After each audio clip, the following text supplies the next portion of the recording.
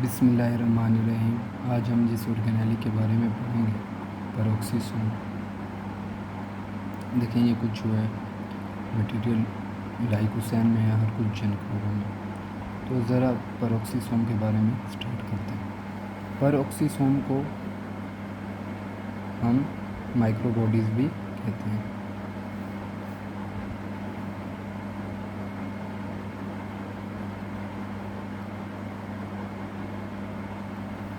अच्छा,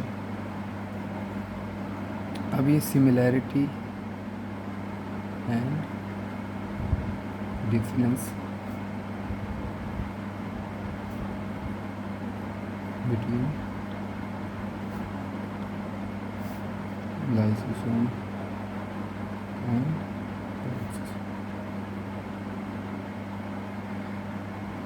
लेकिन जो लाइसोसोम है वो एक अलग ऑर्गेनेली है और पेरोक्सीसोम जो है वो एक अलग ऑर्गेनेली है, लेकिन इनमें कुछ सिमिलैरिटीज़ हैं और कुछ डिफरेंस है।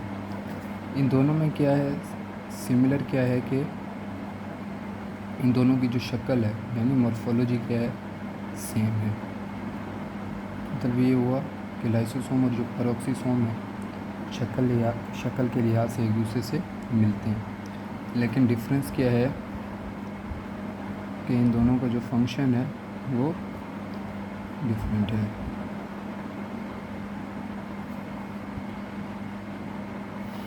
अब पेरोक्सीसोम का जो मेन फंक्शन क्या है, अगली जो है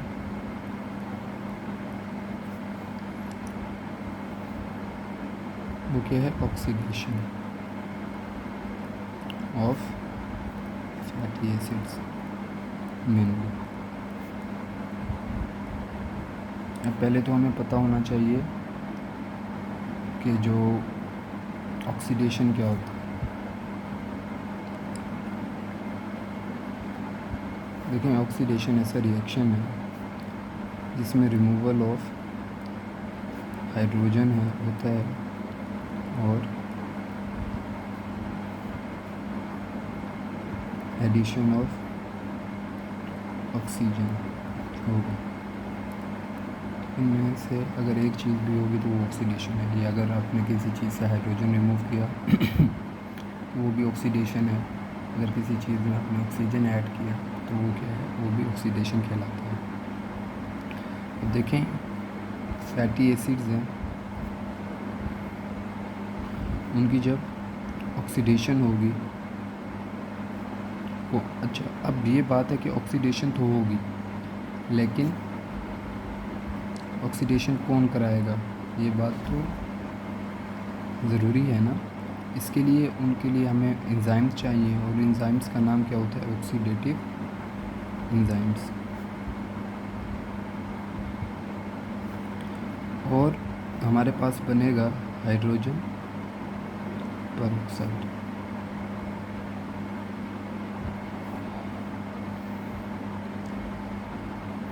अब ये हाइड्रोजन पेरोक्साइड कैसे बना कि जो फैटी एसिड्स है वहाँ से हमने हाइड्रोजन जो है रिमूव किया, किसके ज़रिए से, ऑक्सीडेटिव एंजाइम्स के ज़रिए से, और जब वो ऑक्सीजन के साथ कंबाइन हुआ तो उसने हाइड्रोजन पेरोक्साइड बना दिया। तो जो रिज़ल्ट होता है फैटी एसिड्स की ऑक्सीडेशन का क्या होता है, हाइड्रोजन पेरोक्साइड। ज़ाहिर बात है कौन सी ऑर्गेनेली करा रही है, पेरोक्सीसोम। क्यों? क्योंकि उसके पास क्या है, ऑक्सीडेटिव एंजाइम्स हैं। अब देखें जो हाइड्रोजन पेरोक्साइड है ये बना, ये जो बॉडी के लिए क्या है, हार्मफुल है, क्योंकि ये स्किन वगैरह को डैमेज करता है। ये क्या होता है, हार्मफुल होता है।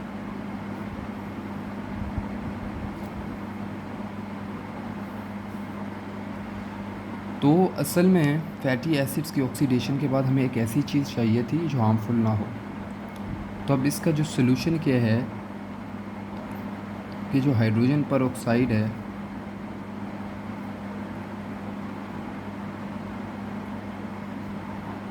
H2O2 केमिकल फार्मूला है, उसको तोड़ा जाता है किसमें, H2O+O2 में। अब देखें हाइड्रोजन पेरोक्साइड को इसलिए तोड़ा क्योंकि अगर हाइड्रोजन पेरोक्साइड ही हमारी बॉडी में रह जाता तो ये हमारी बॉडी के लिए क्या है, हार्मफुल है।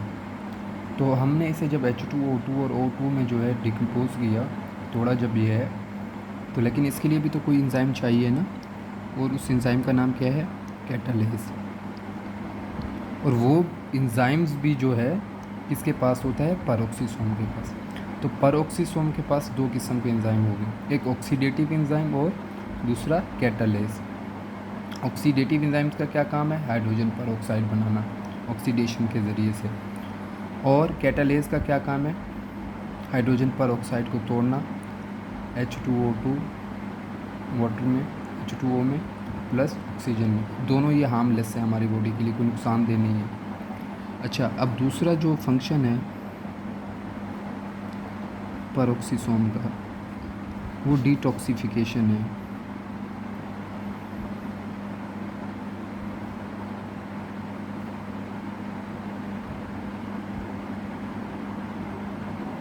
जैसे ड्रग्स वगैरह है या अल्कोहल है, उसको डिटॉक्सिफाई कर देता है। ज़ाहिर बात है, कुछ ड्रग्स होती हैं, वो अल्कोहल है, वो हमारी बॉडी के लिए क्या होती है? हार्मफुल होती हैं। ये जो उसको है क्या करता है? डिटॉक्सिफाई कर देता है। तो अब ज़ाहिर बात है, हमें ये भी पता है कि ज़्यादातर ये डिटॉक्सिफिकेशन वगैरह काम किसके है? कौन सा ऑर्गन काम करता है? लीवर। तो लीवर के जो सेल हुए हिपेटोसाइट्स, वहाँ पर ये जो पेरोक्सिसोम है ये बहुत ज़्यादा अबेंडेंट होते हैं। अच्छा, फिर से ज़रा इसको एक बार देख लेते हैं। पेरोक्सिसोम को हम माइक्रोबॉडीज़ भी कहते हैं। पेरोक्सिसोम एक और ऑर्गेनेली के साथ शक्ल में मिलता है, उसका नाम लाइसोसोम है, लेकिन शक्ल में मिलता है, लेकिन उनका दोनों का जो है फंक्शन डिफरेंस है। पेरोक्सिसोम का काम क्या है? Oxidation of fatty acids, mainly तौर पे जो फैटी एसिड्स की ऑक्सीडेशन कराता है। हमने पढ़ा कि ऑक्सीडेशन क्या है, कि ऐसा प्रोसेस है जिसमें आप रिमूवल ऑफ हाइड्रोजन या एडिशन ऑफ ऑक्सीजन करते हैं। अब फैटी एसिड्स की कैसे ऑक्सीडेशन हुई? उन फैटी एसिड से हाइड्रोजन को रिमूव किया गया और ऑक्सीजन के साथ जब मिलाया गया तो आपके पास हाइड्रोजन पेरोक्साइड बना। और इस ऑक्सीडेशन के लिए ऑक्सीडेटिव एंजाइम ज़रूरी हैं, और वो ऑक्सीडेटिव एंजाइम कहाँ? पेरोक्सिसोम में मौजूद है।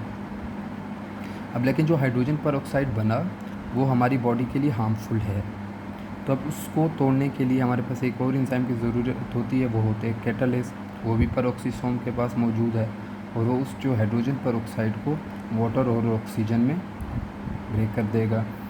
और जो दूसरा काम है वो क्या है? डिटॉक्सिफिकेशन। जो ड्रग्स वगैरह होंगी, डिटॉक्सिफिकेशन है या अल्कोहल है, ये भी पेरोक्सिसोम का ही काम है। तो लिहाजा ज़्यादातर ये जो डिटॉक्सिफिकेशन वगैरह कौन से ऑर्गन का काम है? लिवर का। तो ये लिवर में ये अबेंडेंट होते हैं, ये वाले सेल।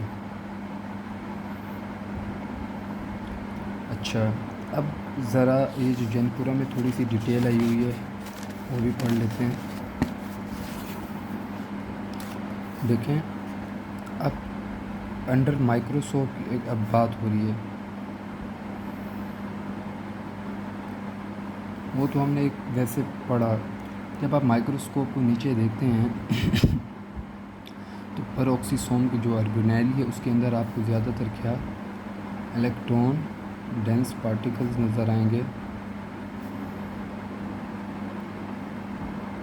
जिन्हें हम ग्लाइकोजन कहते हैं।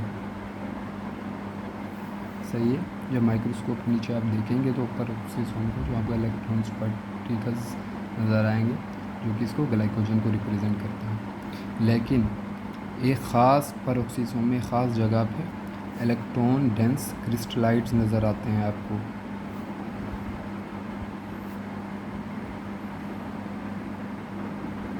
वो किसको रिप्रेजेंट करते हैं? एंजाइम्स को।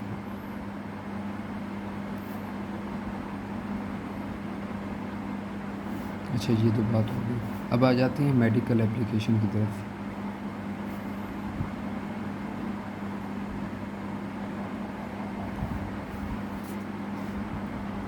देखें, पहले जो एक सिंड्रोम है उसे हम कहते हैं यूनिटल ट्रीनो लिकोडायस्ट्रोफी।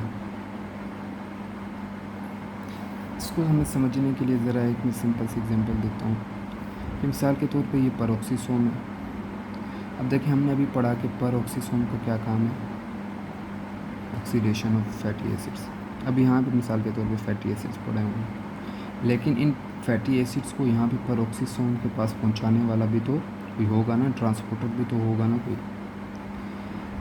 अब इस सिंड्रोम के में क्या होता है कि जो ये ट्रांसपोर्टर है वो कौन से होते हैं, वो इंटेग्रल प्रोटीन्स होती हैं, वो डिफेक्टिव हो जाती हैं, सही काम नहीं करती। तो अब जो यहाँ से फैटी एसिड्स को पेरोक्सीसोम में जाना था वो नहीं पहुँच पाएंगे, तो ज़ाहिर बात है उनकी जब जो बीटा ऑक्सीडेशन है, ये भी किस्म है ऑक्सीडेशन की, वो नहीं हो पाएगी। जब बीटा ऑक्सीडेशन नहीं हो पाएगी तो जो आपके फैटी एसिड्स हैं वो क्या कर देंगे, एक्यूमुलेट कर जाएंगे, मतलब इकट्ठे हो जाएंगे। ज़ाहिर बात है ना, पेरोक्सीसोम ने उनको तोड़ना था हाइड्रोजन पेरोक्साइड में, फिर हाइड्रोजन पेरोक्साइड को फिर वाटर और ऑक्सीजन में कन्वर्ट करना था, लेकिन अब ट्रांसपोर्टर ही नहीं है, पेरोक्सीसोम के पास पहुंचाने ही वाला नहीं है उन फैटी एसिड्स को, तो ये प्रॉब्लम होगा। अब देखें ये फैटी एसिड्स जब एक्यूमुलेट हो जाएंगे तो डिफरेंट एरिया, मेनली कहाँ पे हो जाते हैं, आपके ब्रेन में, दिमाग में, वहाँ पे इकट्ठे हो जाते हैं और साइकोलॉजिकल प्रॉब्लम्स, नफ्सियाती प्रॉब्लम्स क्रिएट करते हैं। तो इस हम सिंड्रोम को क्या कहते हैं, नियोनटल एड्रेनोल्यूकोडायस्ट्रोफी। तो असल में हुआ क्यों, क्योंकि जो इंटेग्रल प्रोटीन्स जो फैटी एसिड से ट्रांसपोर्टर से वो डिफेक्टिव है या एब्सेंट है, इसकी वजह से पेरोक्सीसोम के पास फैटी एसिड पहुँचे नहीं।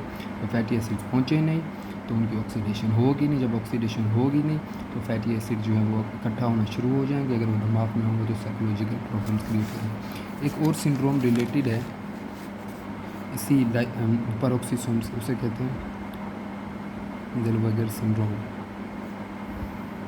प्रोनाउंसिएशन हर बंदे की अलग हो सकती है। देखें इसमें क्या होता है कि इसमें भी पेरोक्सीसोम का प्रॉब्लम होता है, और इसमें होता ये है कि आपके स्ट्रक्चर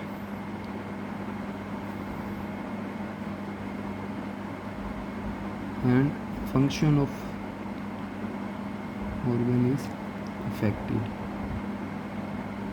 इसमें कोई भी ऑर्गन या उनका जो स्ट्रक्चर या फंक्शन क्या हो सकता है, इफ़ेक्ट हो सकता है। तो ये कुछ चीज़ें हैं जो पेरोक्सीसोम में मैंने कवर करने की कोशिश की हैं। ये दोनों बुक्स में चीज़ें दी गई हैं। अभी ये वाला माइक्रोस्कोप के बाद जितना मटेरियल ये है सारा क्या जेनपुरा में दिया हुआ, पहले वाला जो है वो लाइकोसैन में दिया हुआ। तो जितना आप ज़्यादा पढ़ेंगे उतना ही फ़ायदा है, जितना ज़्यादा मटेरियल आप तैयार कर सकते हैं। तो ये कोशिश की है कि मैंने एक एक चीज़ को आसान करने की। Thank you.